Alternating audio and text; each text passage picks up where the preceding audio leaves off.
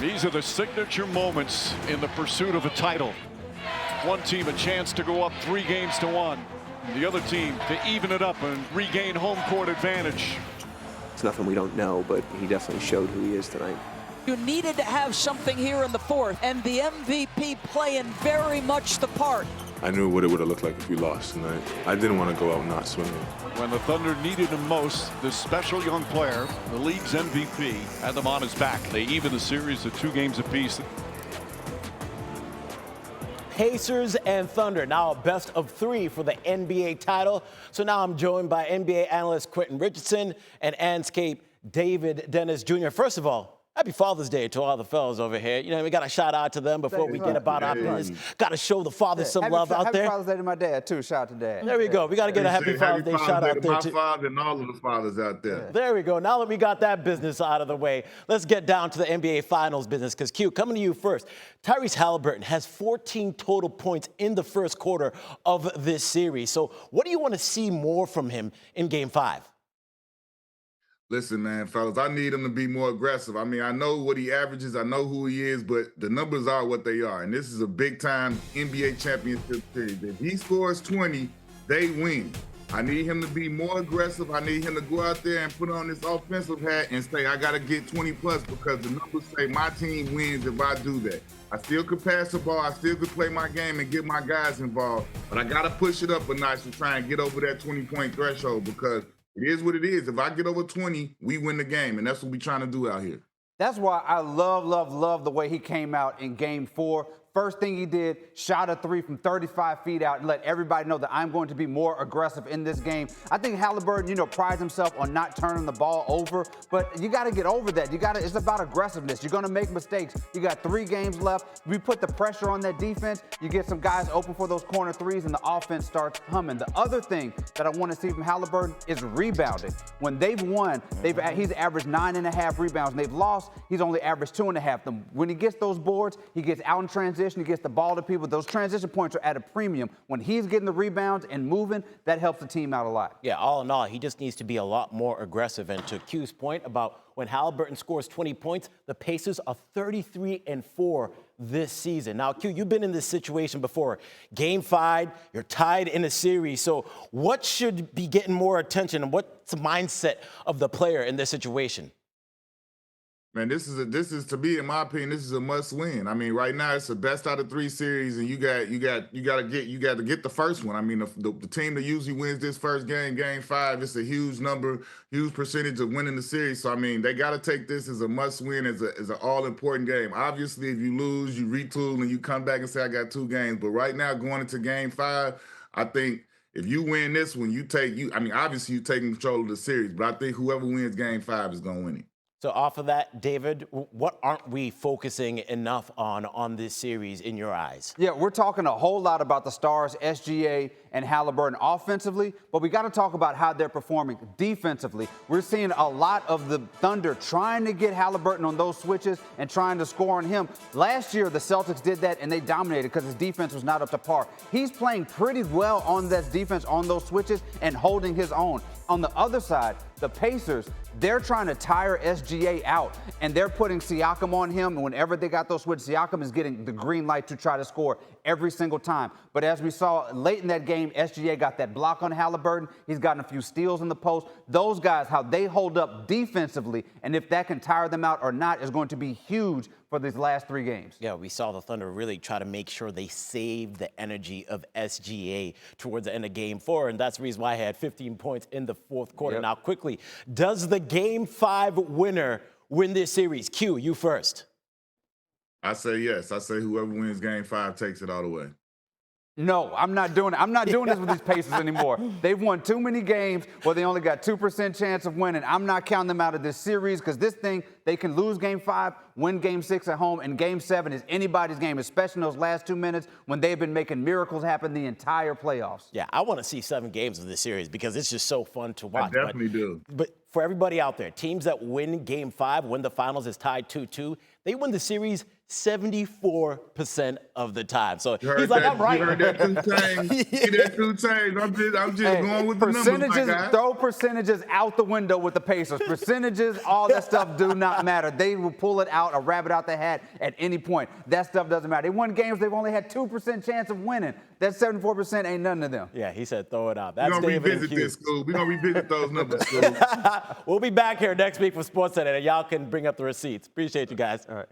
Pacers versus Thunder, Game 5 on the NBA Finals tomorrow night on ABC. Brian Windhorst is in OKC and joins us now. Brian, SGA scored 15 of his 35 points in the final 5 minutes of Game 4, but why is it another number that caught your eyes ahead of Game 7? Game 5, very rarely would I ever say that the number 0 is a telling number. But I actually thought that the number 0 was extremely important to the game plan that the Thunder brought that allowed Shea to have that 15-point quarter. And that's 0 assists. 0 assists for the MVP point guard. And that is because the secret to the Thunder's game plan in Game 4 was to not have Shea Gilgeous-Alexander play point guard. The Indiana Pacers' whole strategy was to wear him out, full court pressure, so they just took the ball out of his hands. It was essentially Jalen Williams who played point guard. In fact, he brought the ball up the floor 25 times in Game 4. He'd never done that in the playoffs or any time before this season. And so in the end of the game, Shea had more energy. He was the most energetic guy on the court, and that strategy change, I believe, was a difference-making decision in this series. Yeah, I also thought the strategy by the Thunder to get Andrew Nembhard off SGA and get Aaron Nesmith with the switch down the final stretch of the game was excellent as well. And like you said, he just had all the energy in the world. But shifting gears to a former Thunder MVP in Kevin Durant, sources telling Shams Charania that the Heat, Spurs, and Rockets are his preferred trade destinations. Shams also reporting that those are the 3 teams that KD would commit to with a long-term extension. So, Wendy, what else can you add to this? Well, this is where the rubber is going to meet the road in the Kevin Durant trade situation. Are the Suns going to cooperate with exactly what Durant wants? I think that there is an openness to doing that, but I don't think it's something that is the number 1 priority. And that is going to really be a factor here. Of course, Durant wants to go to a place where he can get a $100 million extension. Of course, he wants to go to a place that can be competitive right away. But can those teams, or more importantly, are those teams willing to make the offer? And I want to bring up another team here because this is somewhat reminiscent of what happened in 2018 when Kawhi Leonard was a free agent. He had a list of teams he preferred to go to. He had 1 year left on his contract, and the Toronto Raptors were willing to roll the dice as a possible rental. And once again, you don't see Toronto on Durant's list, but the Raptors are one of the teams lurking out there who may be willing to do this without knowing that they can keep Durant on an extension and basically potentially be a rental. And I think there's a couple others, including the Los Angeles Clippers and potentially even the Minnesota Timberwolves. This is still wide open. Maybe Durant gets what he wants. Maybe he has to accept something else.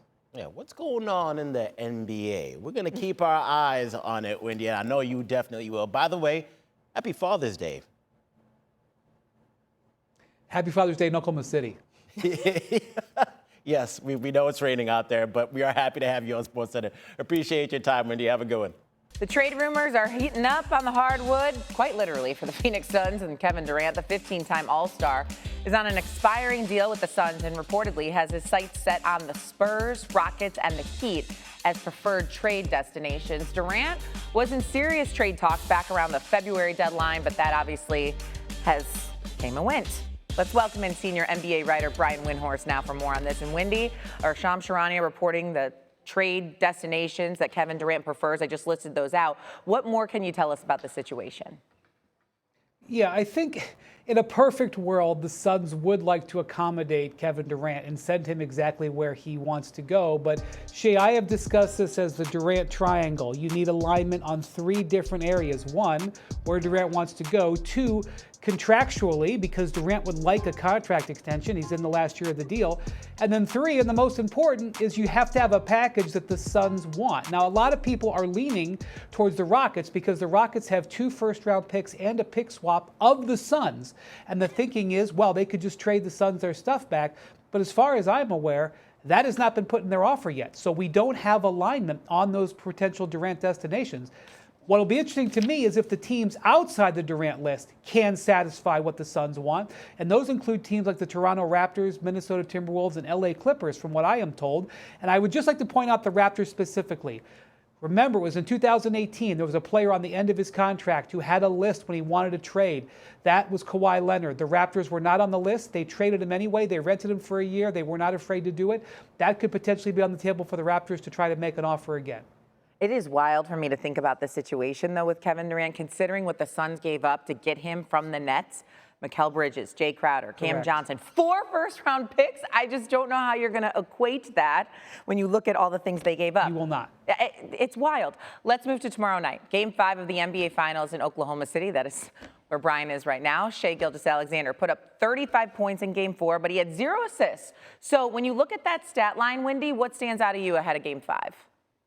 I think the 0 assists, while it's not ideal, is the big thing that actually helped the Thunder win this game, because in Game 3, the Pacers' game plan was to wear SGA out. Full court pressure, bumping him around, working him so that when he got to the fourth quarter, he was low on energy. The Thunder changed their entire strategy and took the ball out of his hands. That's why he had 0 assists. It wasn't because he was being a ball hog. It was because Jalen Williams was functioning as their point guard. In fact, Williams brought the ball up 25 times. That's never happened in a game for the Thunder this year. And so that meant in that fourth quarter, the guy who had the most energy left was Shai Gilgeous-Alexander. That contributed to the 15 points. And so I actually think 0 assists might be a really relevant statistic in how that game played out, and something we could see again, maybe a couple assists, but the strategy again on Monday night. Hey, Wendy, I'm going to take it a step further. Thunder 6-0 when SGA has 2 assists or fewer this season, and he's averaging almost 34 points in all those games, too. So that is definitely a number to keep an eye on. Wendy, we appreciate you. Thank you. I'm on